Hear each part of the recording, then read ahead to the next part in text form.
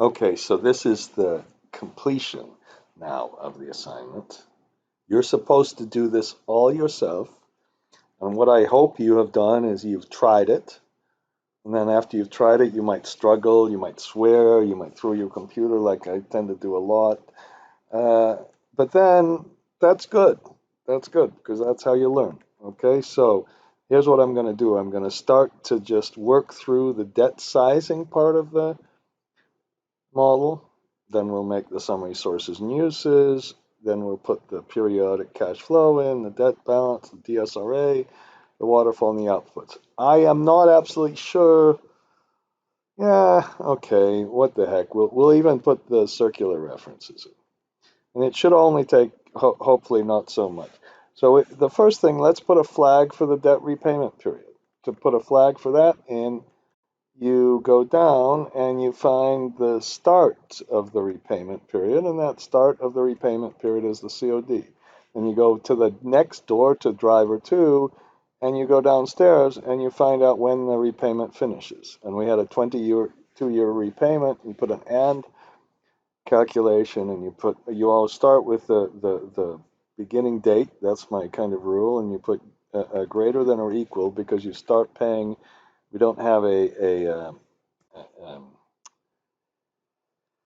grace period, and then you put less than. Okay, and then multiply it by 1, so you don't have to use the COUNTIF with the sum.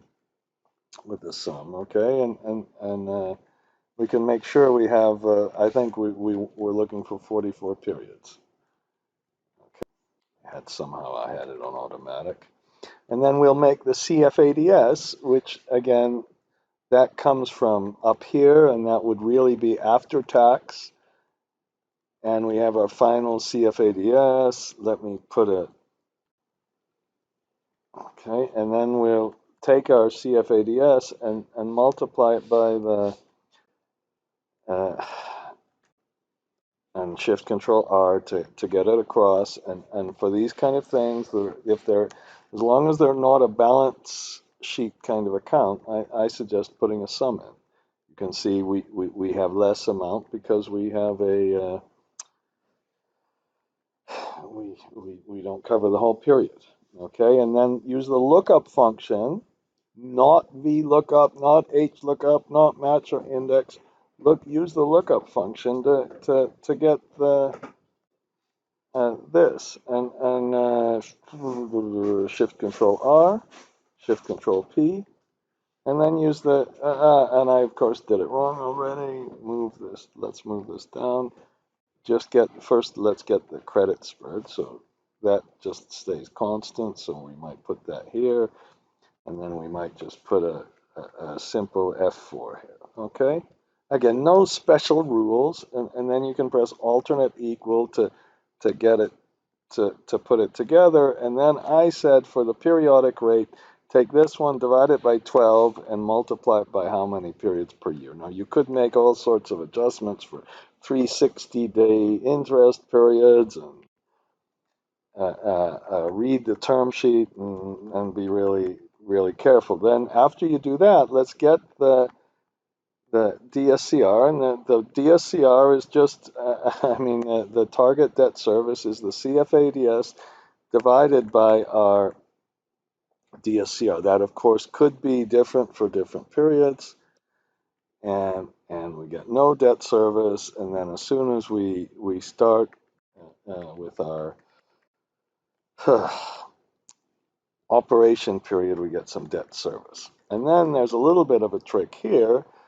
Put for the interest rate index, multiply this by 1 plus the periodic index. Okay, but when you do that, multiply it and only start with the operating period.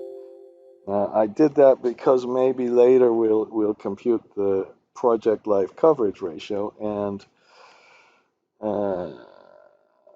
this one, of course, we could press the Control-Alt-C to get it colored, you know.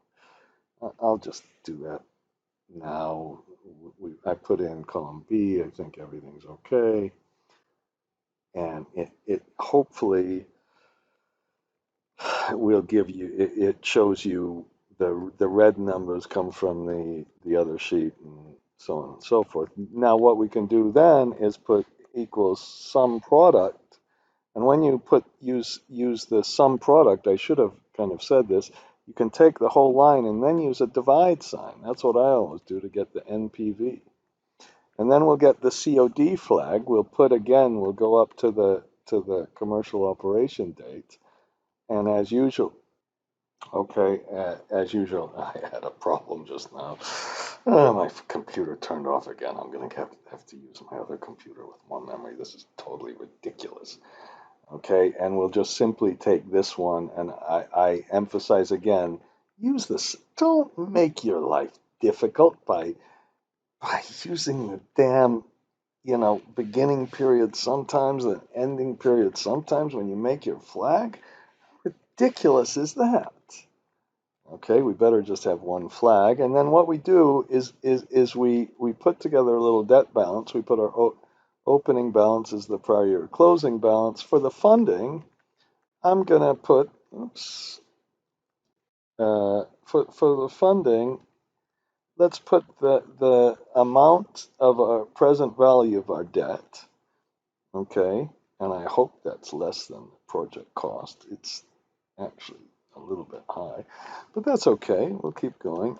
And then what we do is we take this amount, and I urge you to be creative here.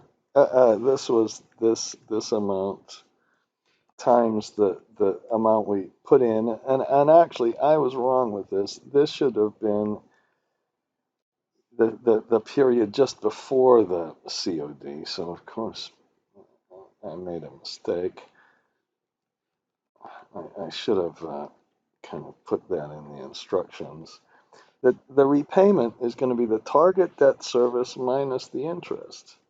And the closing balance is going to be the opening balance plus the amount we put in minus the amount we take out. And the interest is going to be the opening balance because of our timing and our model multiplied by the periodic rate. And then we press Shift Control C, Shift Control R, and let's see what happens. So we put this in, and we put this in, and then it goes down to 0, exactly the way it was supposed to. And then we can even put a lookup function, and we can look up on the flag on the repayment period, and we can compare that to this, and we can compare that to closing balance and see what happens. And that closing balance should be 0. And I'm going to put that kind of over in a test column, okay? And I suppose it would be better to put a round, and I don't here sit and make sure that that's true. Okay, that's our part 1.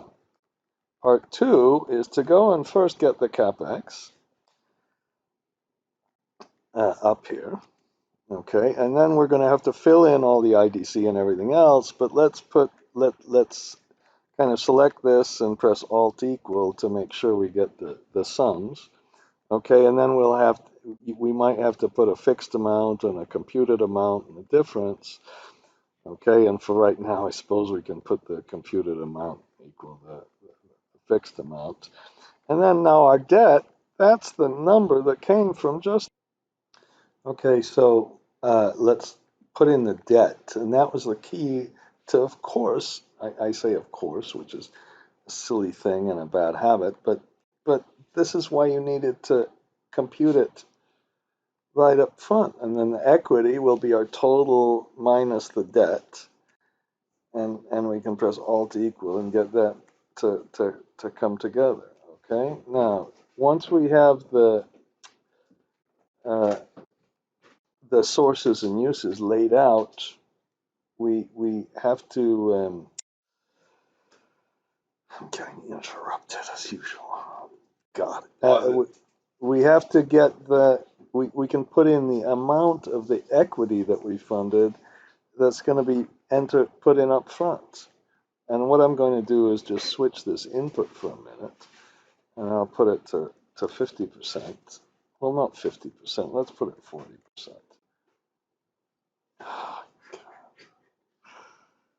Or throw your card at the table. Okay, so then once you get the upfront equity, then you just subtract and get the remaining pro rata equity. That's not hard. And then the debt. Now, for the debt, you could do all sorts of different things, but for now, we'll just call it all pro rata. And the total pro rata will be the debt plus the equity. And then what we'll need really to get is the equity as a percent of the total pro rata. Oops. The equity pro rata as a percent of the total. Shift Control P. And the debt as a percent. That Shift Control P is again is a shortcut key that I put in the generic macros.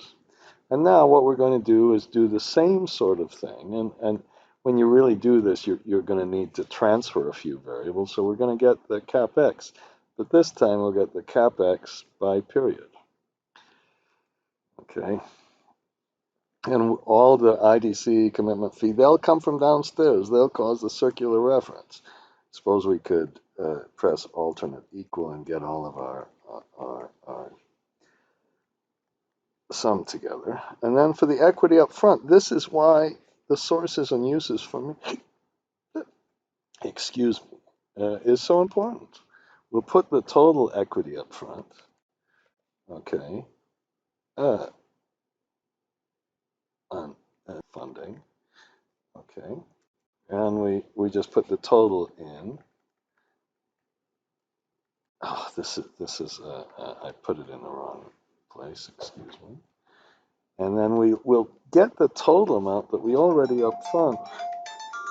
Oh no, another call. You can put it. Okay, we get the upfront equity from the opening balance down here.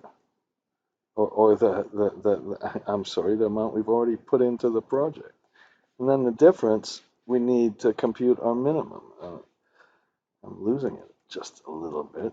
And then if we go to 93, our opening balance is the prior year closing balance, and then we use a minimum function to get the minimum of the total funding needs or the amount we have left to commit. And then we better sum this, and then we can take all of these things and copy them all the way across. And what you can see is the equity funding runs out, and once it runs out, then we go to the pro rata funding. So we take our total funding needs again, and we subtract what was put into the equity, and that's when we start our pro rata funding process. And for all of these, it might really be a good idea to well, at least for these, let's put some sums in, okay?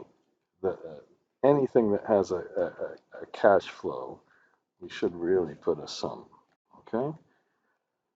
And we'll put a sum in here too, all right? And you remember that I consider that sum thing so important. Highlighted that whole business was just to do that. And then we take now the whole, one of the reasons for getting this whole pro rata business was that we can take this and then we'll take the remaining and we'll split it into debt and equity. So if nothing else, this illustrates a little bit of the pro rata. Okay, now that pro rata eventually will include interest during construction and the DSRA account and everything else. And then we'll get our total debt funding, which is in this case, just the pro rata. And then we'll get the total equity funding, which is our equity pro rata funding plus the amount of equity we put in this one. So let's put some sums here as well. Okay.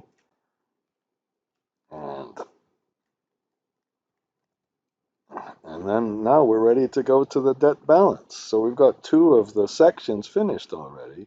And the first thing to do is let's just go and get this debt repayment flag, which is this big deal. And that the thing that it was colored gray and whatever blue so you can see when it's turned on and off. And let's make the opening balance equal the prior year closing balance.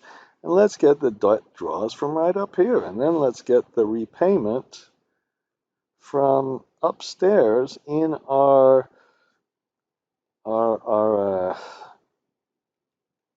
debt schedule up there. And then we have an opening balance plus the debt minus the repayment. And then we can repeat the interest rate. Okay. I think there's nothing wrong with repeating. I think it's good to repeat things sometimes. Okay, I do that when I speak. And then we copy this all the way across, and we get it. Okay, and then we get some interest. The interest starts small, and then this is how much interest we have afterwards. And I obviously have a problem, and we might even put a sum on the debt draws, because that debt draws better be the same as the equity. And look what I did.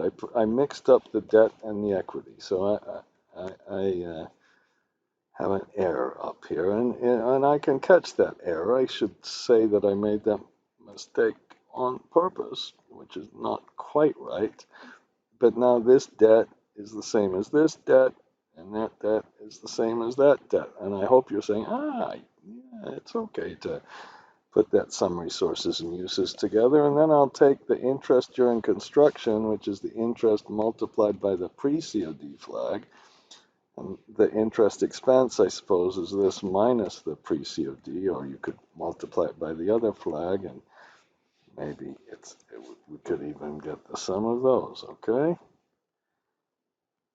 And now let's get the upfront fee. So to get the upfront fee, we better put our financial close date in, which we could kind of cheat, but let's just do it officially and put this equals that one. Okay, and then I'm going to leave that with a true and false for once. And then we can put so we've worked through this input, we worked through this input, we worked through this input, we've worked through the interest rates, and we're down to the kind of this one. So we put our commitment fee, and then this is again, we need to go upstairs and get our debt. And then we can just multiply this and press the F4 always on these. And if you want to be really fancy, you can press the F4 twice and all that stuff. And put a sum in here and all of that stuff. And then now we can put our total debt commitment, which is again, comes straight from our summary sources and uses. So that's why I emphasize that so very much. And then we'll put this in, and this time I'm going to be really lazy and just kind of put it up here, or, well, no, I won't be that bad. Let's multiply that by the pre-COD flag, okay? And then we can say, well, let's take away our opening balance from there, okay? And then this is the amount we haven't funded yet, and that's the basis for our commitment fee. And then let's put our annual commitment fee in here. And then if we do the same thing we did for the interest, F4 and divide it by 12 and multiply it by the months in the period. And if you wanted to get fancy, you could do a whole bunch more stuff. And then we take that number and multiply it by the unfunded balance. And then we get our total commitment fee. Okay, and then we're almost ready. And then let's and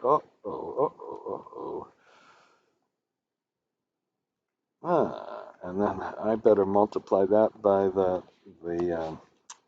flag, I guess. You might think, you're wasting your time by doing those sums every time, but maybe not. And then we can get our interest expensed plus our repayment to here, and that's the basis for computing our DSRA.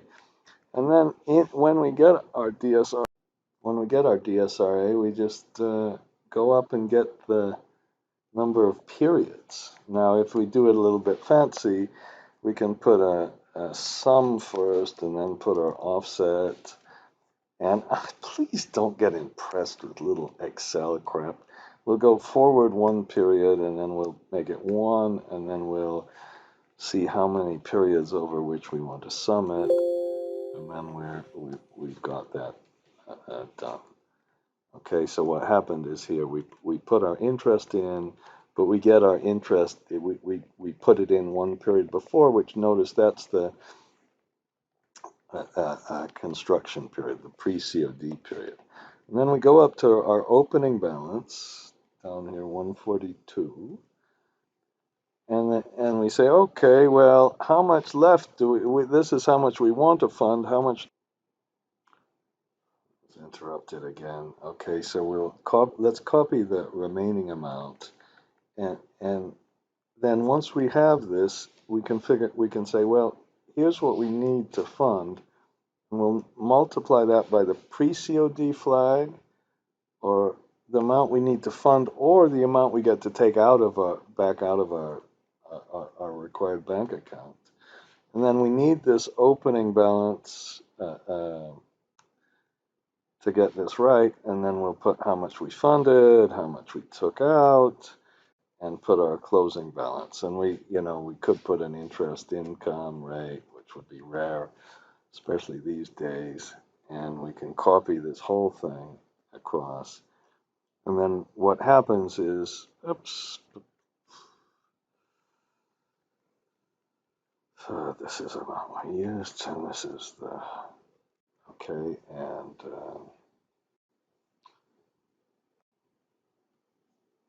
then we have the initial amount we have to put into the DSRA. Now what we can do is, now let's fill in all of these things, and we're going to hit a circular reference at some point. Okay, the first thing we can do is we can just put all our interest during construction, and we take that straight down from the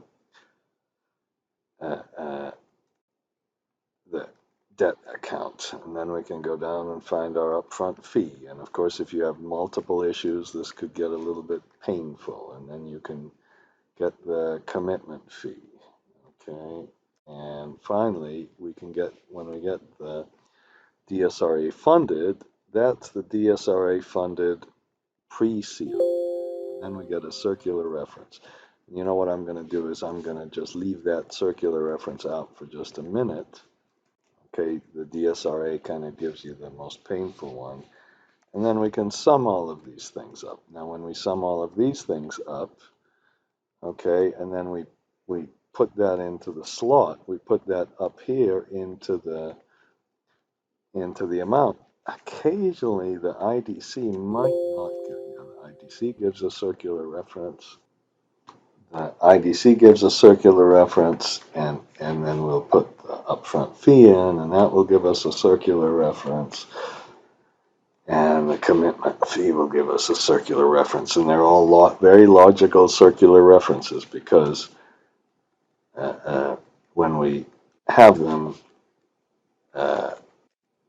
because they all depend on the amount of the debt. The amount of the debt depends on the upfront equity and all that, and the funding. So what we do here is, now we can temporarily copy and paste these things. So what the kind of the best way to do this perhaps is to make a little range name for computed, and then we'll make another little range name for fixed. Okay,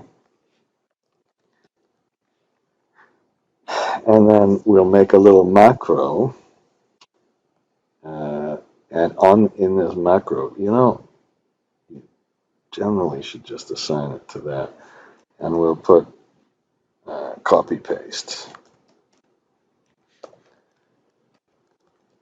And you think, oh, this is fancy when I'm doing this stuff, and we'll put range fixed, and put dot value equal range computed, and then we put dot value. Okay, and once you do that, then maybe we'll make a little button for the macro. Okay, and we'll assign it to our one here.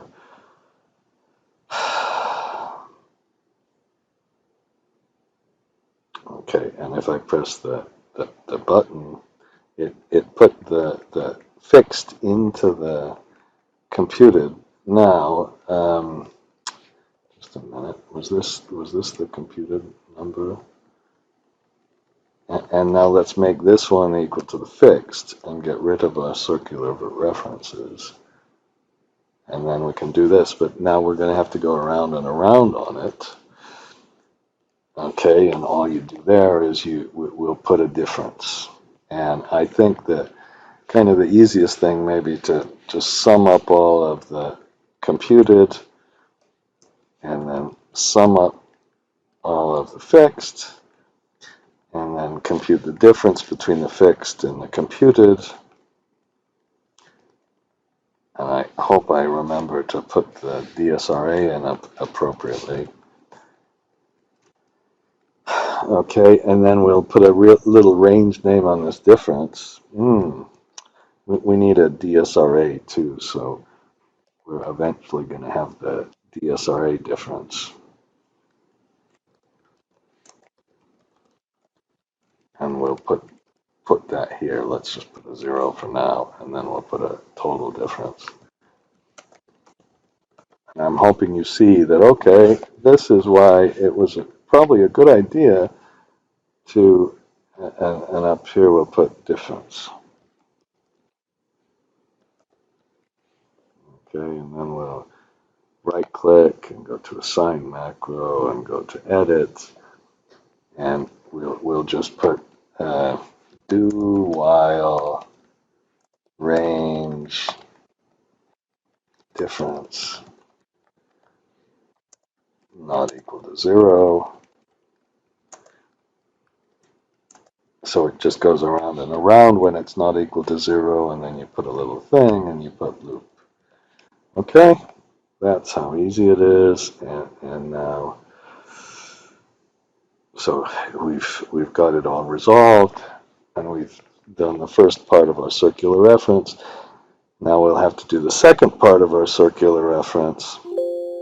And this time, when you save the file, oops, press the little F12 button to save the file and save it as a macro-enabled workbook. And I call this completed exercise. Okay, and we now can throw in the DSRA, which is a little more painful than the other ones, because what we're going to do then is this funding needs, it's going to give us a circular reference, I believe, kind of for the whole line item. And then we'll have to have we can call this our applied funding needs, which will come from our fixed and variable. It's kind of like this thing we called the amount up here, which now came from the fixed number. And then we'll have to put the fixed DSRA, okay, and the computed DSRA, okay. Now, so for the computed DSRA, let's just go downstairs and get our DSRA down in the bottom here. And that's, remember, this is our pre-COD DSRA, so we don't have a circular reference now. Shift Control R. Okay, and then what we can do is make a range name on this one, and we'll put DSRA computed. And then up here, why don't I copy this and paste its specialist values, and then we'll name this one our DSRA fixed. And remember, it's always fixed equals computed, fixed equals computed. And up here, we can get the difference. It's kind of like we did before, and the difference is the fixed minus the computed, and we can get a sum of the whole thing.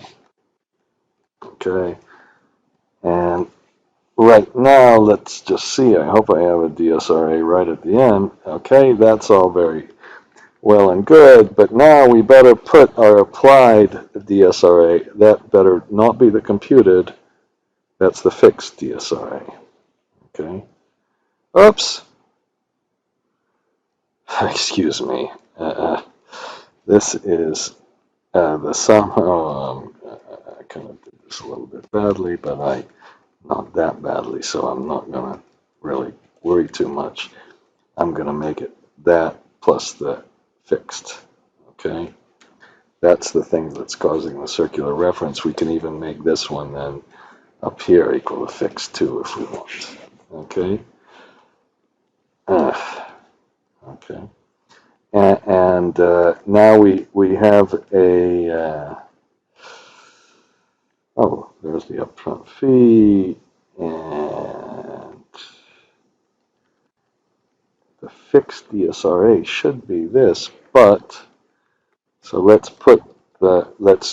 go back to our macro, and the key thing to do in this macro when we fix it is to this time put a ranged fixed. I don't know. I can't remember what I did. So we can press Control F3, and I call it DSRA fixed and DSRA computed. I would have had it backwards just now. So that's DSRA fixed first equals DSRA computed. And now, and this total amount in the difference comes from here. Okay, so remember we did. Okay, so now I'm doing this, and it resolved the DSRA, and now we've kind of made our fancy little circular reference. Okay, and we're just about finished, because after that, all we have to do now is work through the cash flow waterfall and then get some outputs. Okay, I am recording. And to get the cash flow waterfall, we first get our EBITDA. We're going to leave all these things blank and just make this equal to the EBITDA. So we have to get our EBITDA, and then I'm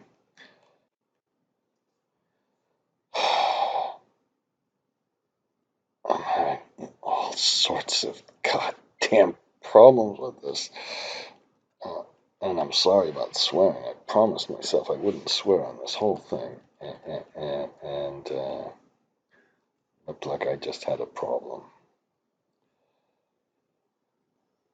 Okay, I just saw the problem. I better put our DSRA funding in here. So we better put our total of DSRA. Otherwise, the whole thing won't balance. And let's put the amount from our sum in that column. And now we have a little difference, and we'll have to rerun our copy and paste. And I probably should have also done this because we didn't do that.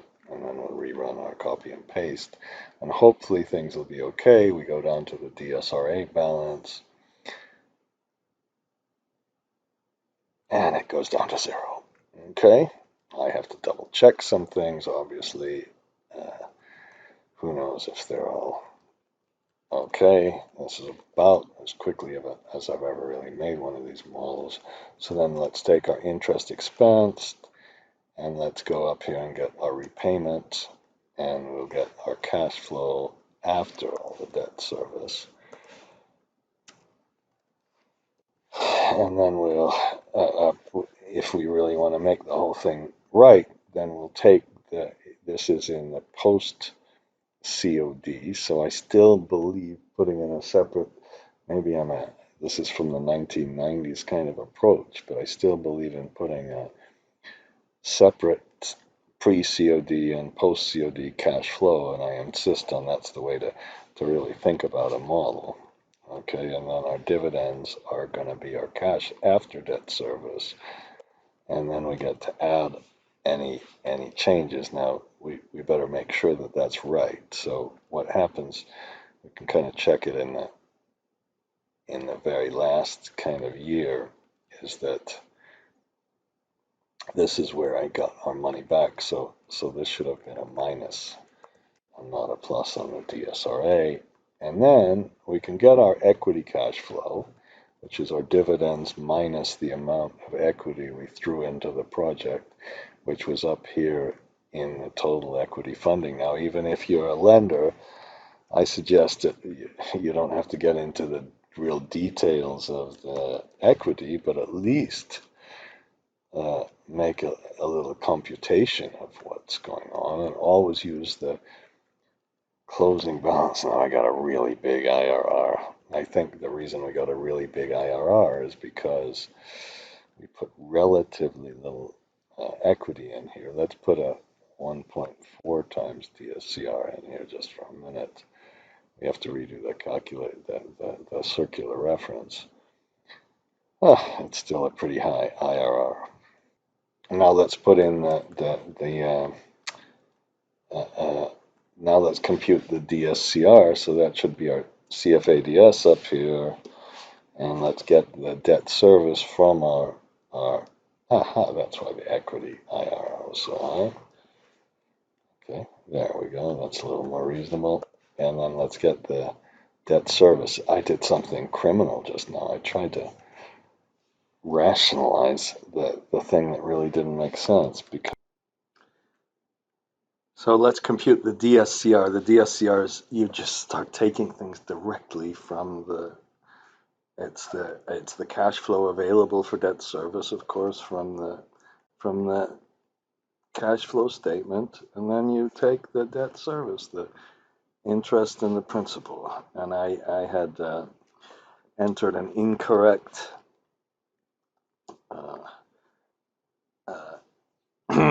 CFADS, so here, let's just do this.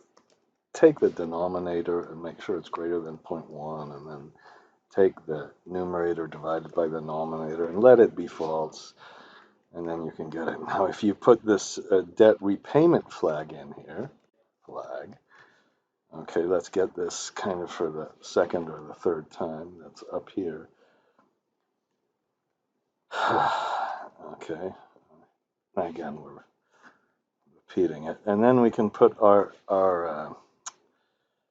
index in here. And if you remember, when we did our debt sizing all the way up at the top, we did this to compute the net present value of the debt service.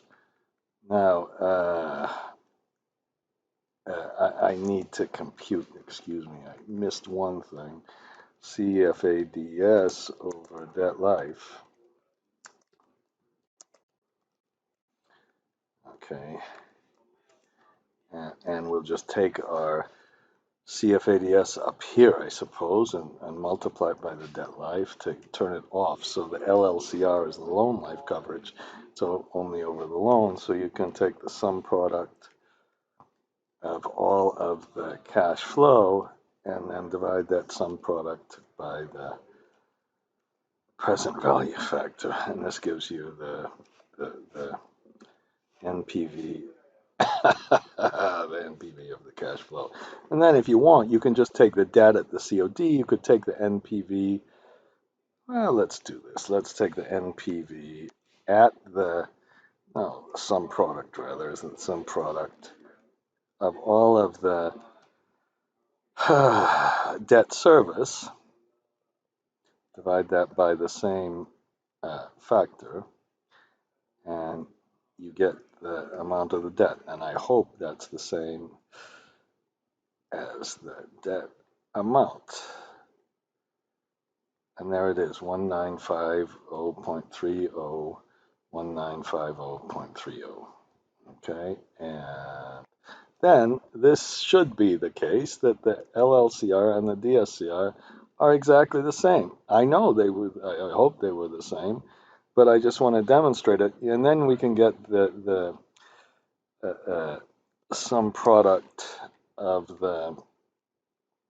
not the cash flow over the loan life, but the total cash flow. And I think this is a really important ratio because this shows you how much room you have to restructure, and then we can take the debt again. And this PLCR gives you the extra amount we have for the extra amount we have from the tail, and the extra amount we have for over and above the DSCR or the LLCR for restructuring. And when that, if we get a little bit more theoretical, which we should do, when the DSCR of 1.4, it's the percent reduction in cash flows are 1.4.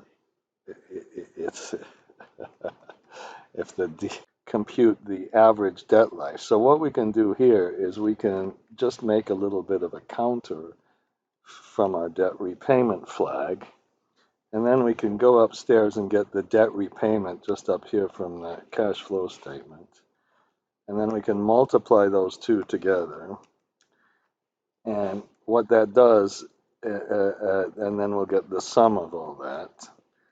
And that's like a weighted average repayment, but when we weight the average, we kind of increase it. And then we take the amount of the debt, and then we get the debt life, but we have to divide it by 2 since we did it on an annual basis. So we can put the average debt life over here, and we can put the project IRR, which was computed right up at the near the top before we did any sort of financing whatsoever. And then we can get the equity IRR. And I suppose I should really compute the debt IRR. I definitely should. So let's get the equity IRR. And to get the debt IRR, we better put the debt cash flows in here. Okay, how about this? And debt cash flow. So to get the debt cash flow, we better be careful. We want to go upstairs to the debt balance. You should definitely do this for all of the different debt facilities. And in a real case, I'm really running into this in a big way. That was our debt sizing. So we have our debt balance. So we better get our total interest cost before we allocate it. And let's add the upfront fee and add the commitment fee. Now this XIRR won't work, and then we can add the repayment, and then we'll subtract the debt draws. Oh, come on.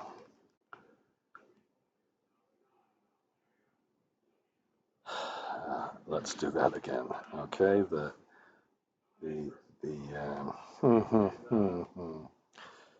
let's start here. Let's add the commitment fee, add the upfront fee,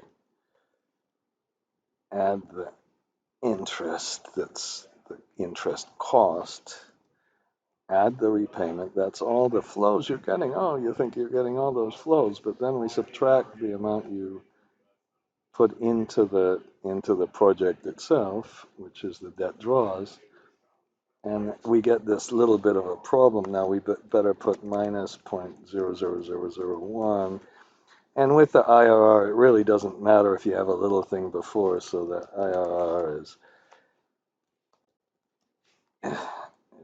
this one over the life, and this time we can start one little period earlier.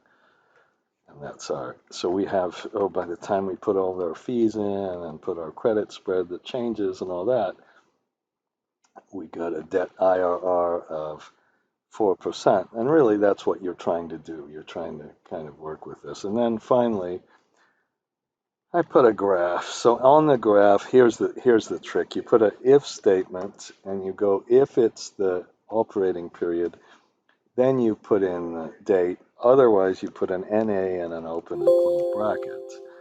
And you want this NA to be in there, because then the and then I'm going to get the CFADS, and then I'm going to get the debt service. You want the NA to be in there, because then it won't show on the x-axis. And when you do this, you better press Shift Control 3, and then you want to leave the x-axis blank and just press F11. Okay, whoops, not Shift F11. Okay, and maybe on this one we can kind of switch the design around and maybe make it a where's the area? Where's the area? Okay, and that's our kind of thing. And let's copy this and put it somewhere here. Now we could have pressed Control F1, but oh, I'm going to make it a little bit smaller. And sorry. And I see all these really fancy debt service and cash flow charts, and I was so impressed with them a while ago. And really, this is all I want as a banker, as an ex-banker, a very, very long time ex-banker. Okay, and so let's copy this and kind of fit it right up here. Maybe we can. Maybe we can. Maybe it's just a little bit too big. And then we're finished. Okay. Let's make this 4. Okay. I don't know. All right. What a waste. I'm really falling apart when I went. Okay. Can I get this? No, that's the grid lines. Here we go. Let's get it all the way down. All the way up. Okay. And now we can do all of our kind of analysis. We can see, okay, what happens if we put a 1.3 times coverage in? What happens if we make this 15 years? What happens if we make our credit spread lower and all that stuff? Okay, and that's the exercise for this year. Okay, and I'm going to close this file, save the file, and stop the